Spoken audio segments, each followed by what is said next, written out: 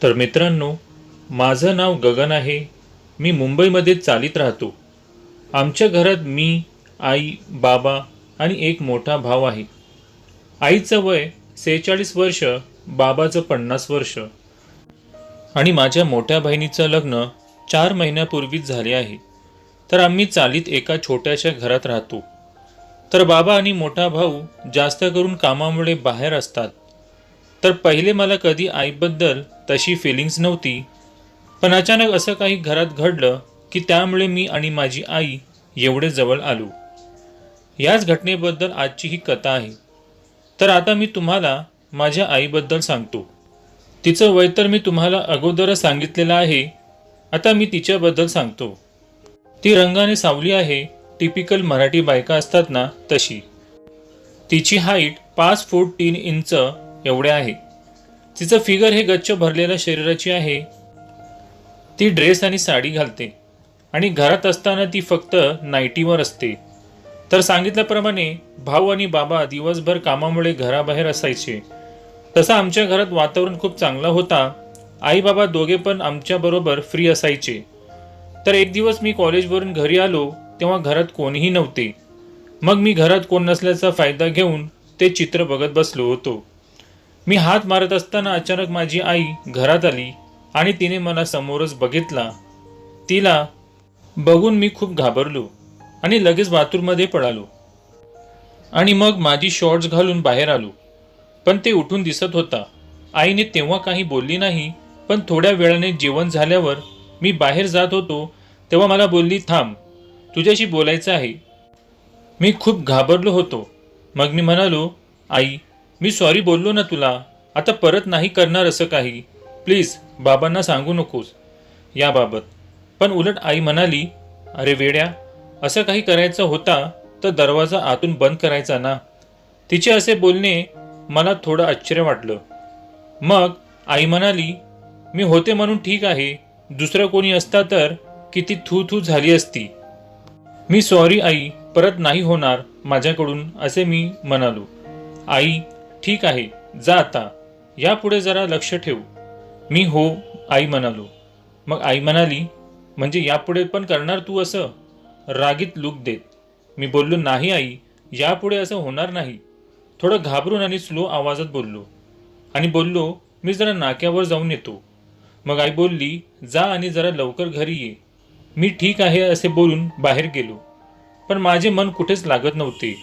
मला फक्त आईची नजर आठवत होती आणि तिचा चेहऱ्यावरचा जो लुक्स होता तो मला आठवत होता. मग थोडा बाहेर टाइमपास करून मी परत घरी आलो. आईची नजर चुकवत मी परत बाथरूममध्ये घुसलो आणि चालू केला. पण अचानक आई आली आणि बाथरूमचा दरवाजा वाजवला आणि लवकर बाहेर ये बोलली. मी परत बाहेर आलो. पण आईने ते नोटीस केले पण काही बोलली नाही. एकाच दिवसात मला आईने 2 वेळा पकडलं. पण दोन्ही वेळेला माझं काही झालं नव्हतं. रात्री आम्ही सर्वजण जेवण करून बसलो होतो. आमच्या गप्पा गोष्टी चालू होत्या. दुसऱ्या दिवशी मी कॉलेजला जाऊन आलो आणि बाथरूममध्ये जाऊन फ्रेश झालो. पण आईचं लक्ष माझ्यावर होता. मी बाहेर आलो तेव्हा तिचं लक्ष माझ्या शॉर्ट्सवर बघत होती. मी लगेच टीव्ही समोर बसलो आणि टीव्ही बघू लागलो. आई सारखी माझ्याकडे बघून हसत होती. तिचे ते हसणे पाहून मला कसं तरी वाटत होता आणि मग तिने मला आपल्या खोलीत बोलावलं. मग तुम्ही समजलंच असाल पुढे काय झाले ते. त्या दिवसानंतर मी असं रोजच करू लागलो. आम्हा दोघांना खूप मजा येऊ लागली होती. नंतर नंतर आम्ही एक दुसऱ्यांसमोर चांगलेच खुल्लो होतो. मी बिंदास माझे काम चालू ठेवले होती. तर एक दिवस मला आईची कापड सापडलं नाही म्हणून मला काही मज्जा आली नाही आणि माझं निघालं नाही. पुढे काही दिवस असेच झाले होते म्हणून मग मी पण विषय सोडला होता. पण एक दिवस आई माझ्याकडे आली. मला बोलली, इकडे बस माझ्या बाजूला, बोलायचं आहे मला तुझ्या बरोबर. मी बसलो आईच्या बाजूला आणि मग आई बोलली, आई, हे काय आहे? तिच्या हातात तिची ते कापड होती आणि त्यावर डाग होते. मी म्हणालो, काय आहे? कापड आहे तुझी? आई, हो ते तर आहे, पण हे डाग कसले आहे? मी, मला काय माहीत नाही. तुझी आहे मला कसं माहीत? आई, अरे नालायका, लाज शरम काही आहे की नाही तुला? माझ्या कान पिळत. मी, आई सोड ना, मला दुखतोय कान माझा, ओरडत. आई, तुला मी पकडला होता तेव्हा तुला बाथरूममध्ये करत जा सांगितलं तर तू माझंच कापड खराब करणार का? मी नाही केलं आहे आई, मला नाही माहीत. आई, माझा कान पिळत. मी, सॉरी आई, पुन्हा करणार नाही. प्लीज सोड, माझा कान दुखत आहे. प्लीज सोड, सॉरी आई. पण आईने पुढे काही केले नाही. पण मला त्या दिवशी वॉर्निंग दिली होती की परत केलास तर बाबांना सांगेन. मी सॉरी आई, चूक झाली, परत करणार नाही. मग त्यानंतर मी तसं करणे बंद केले होते. पण त्यामुळे मला मज्जा येत नव्हती. पण त्यानंतर मी चोरून चोरून आईला बघायला लागलो होतो. आईने मला असं खूप वेळा पकडलं होता, पण ती मला रागाने बघून निघून जायची. मग मी आईबरोबर बोलायचा विचार केला, पण विषय कसा काढायचा हे सुचत नव्हता. आणि रात्री सर्वजण घरात असल्यामुळे बोलणे व्हायचे नाही. जेव्हापासून आईबद्दल मनात विचार निर्माण झाले होते, तेव्हापासून मी स्टोरीज आणि चित्र वाचून आणि त्यामधून त्यात काही आयडिया भेटते का नाही ते शोधत होतो. पण त्या स्टोरीज वाचताना मी इमॅजिन करायचो, खूप मज्जा यायची. मग मी खूप स्टोरीज वाचून त्यामध्ये आणि मग त्यात प्लॅन करून लागलो. तर मग मी प्लॅनप्रमाणे करायला चालू केलं. मग एक दिवस वैतागून आईने मला कानाखाली मारली. मला वाटलं आता ती बाबांना सांगेन, माझी सर्व चालली आणि मग माझी वाट लागतील. पण तसं काही झाले नाही. त्यानंतर माझं कशात पण लक्ष लागत नव्हता आणि मी घरात खाणं कमी केलं होतं. आई माझ्याशी जास्त बोलायची नाही, पण रात्री सर्व घरात असताना एकदम नॉर्मल वागायची. एक दिवस मी कॉलेजवरून आलो तेव्हा आई घरात नव्हती. मी प्लॅन केला, जेव्हा आई येईल तेव्हा मुद्दाम तिच्यासमोर हात करताना तिला दाखवेल.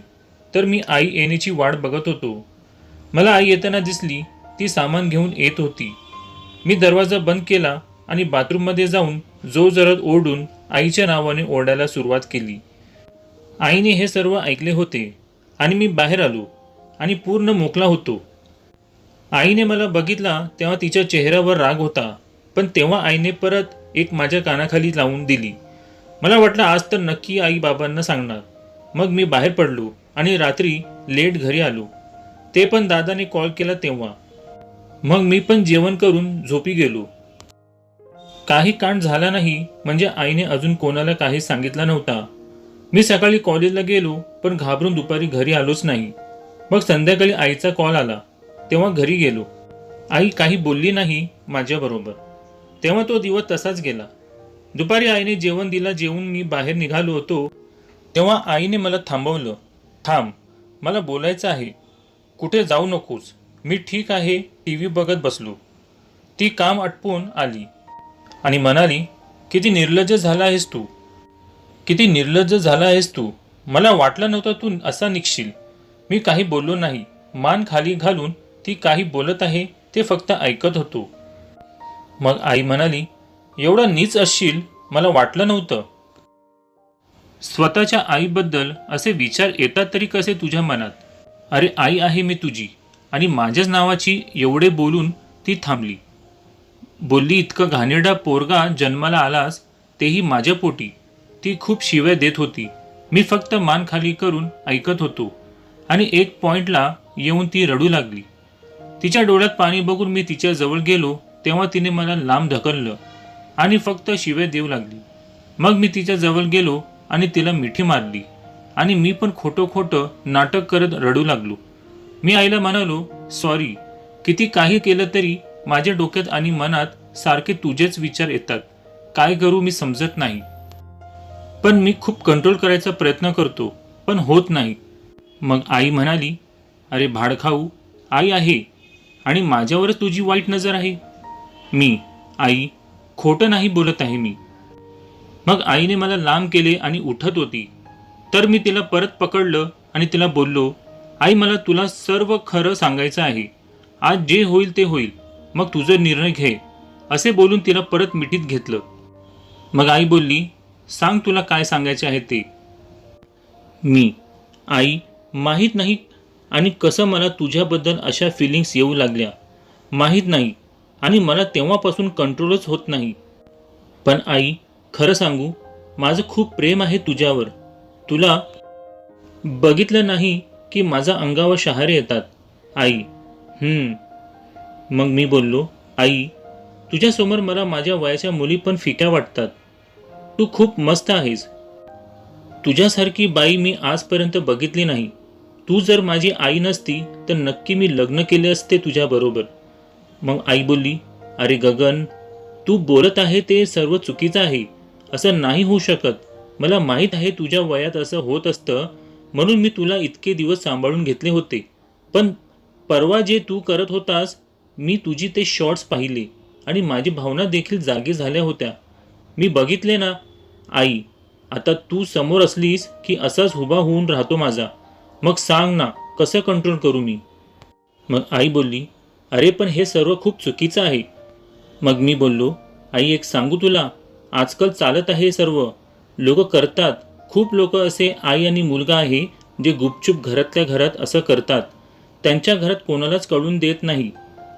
मग आई म्हणाली, आता हे अति होत आहे.